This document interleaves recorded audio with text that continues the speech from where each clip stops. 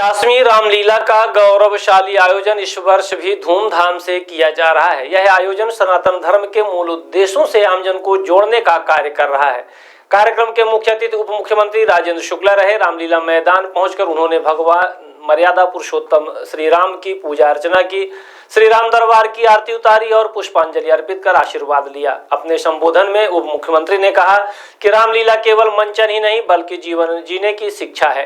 यह आने वाली पीढ़ी को परिवार और समाज में आदर्श जीवन जीने का मार्ग सिखाता है।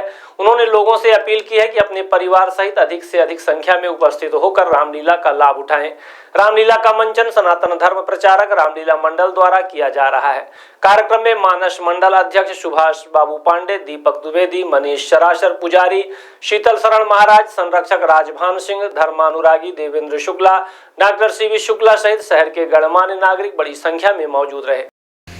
माननीय अध्यक्ष महोदय सुभाष बाबू पांडे से आग्रह करूंगा तो कार्यक्रम के बारे में और आभार व्यक्त करें आदरणीय सुभाष बाबू पांडे जी।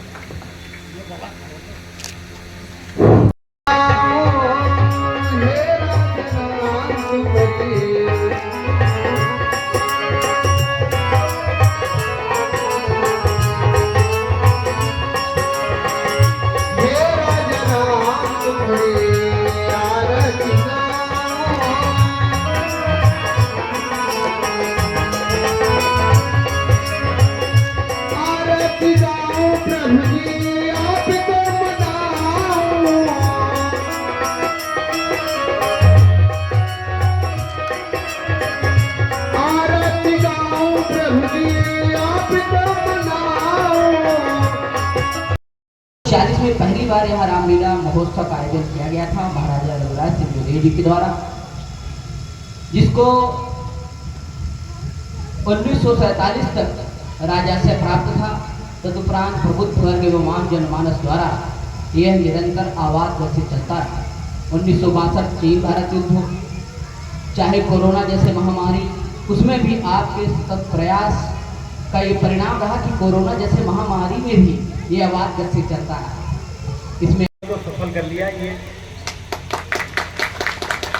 परम सत्य है,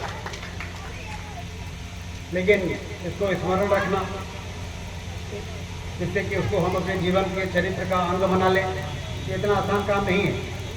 इसके लिए आस्था चाहिए, निष्ठा चाहिए और निरंतरता चाहिए, तब जाके हम इस प्रकार के व्यवहार कर सकते हैं। आज समाज में जो विकृतियां हैं उसका सबसे बड़ा कारण है कि हम भगवान राम के आदर्शों पर चल नहीं पा रहे हैं और उसके कारण विकृतियां आ रही हैं समाज में। आपस में हमारा भाई से जैसे कैसा प्रेम रहे, पिताजी के प्रति कैसा व्यवहार रहे, हमें सेवक के प्रति कैसा रहे, सभी कुछ तो भगवान राम ने दिखाया है।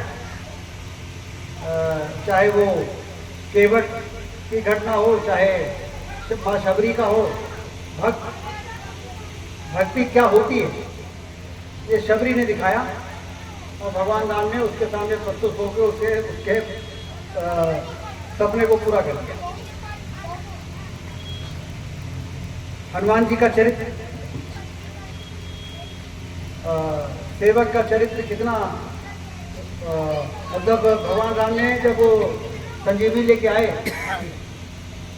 तो उनको गले से लगा के रोने लगे भगवान राम, कहने लगे तुम मम प्रिय भरत ही सम भाई। अगर उन्होंने लक्ष्मण का उदाहरण नहीं दिया, उन्होंने भरत कर दिया, तुम मम प्रिय भरत ही सम भाई। और सहस बदन तुमरो इज्जत गावे, अस कई श्रीपति कंठ लगावे। कई सेवक को कह रहे हैं कि पूरा अंग मेरा तुम्हारा यश गा रहा है।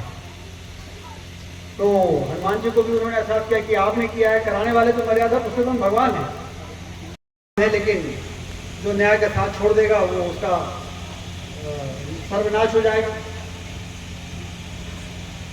और ये गौरवशाली परंपरा हमारी संस्कृति का एक अंग है।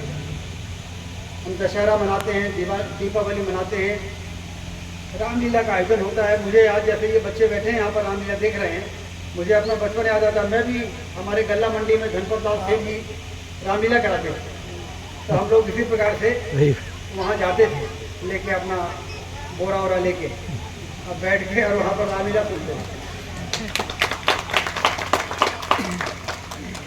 तो वो जो संस्कार वो बचपन में जो देखा, तो संस्कार गुट्टी की तरह अंदर बैठ गया। और उसके बाद जब कोई गलत काम करते हैं तो खुद ही रुक जाता है कि कह रहे ये गलत है, ये नहीं करना चाहिए, आत्मा से आवाज आती है।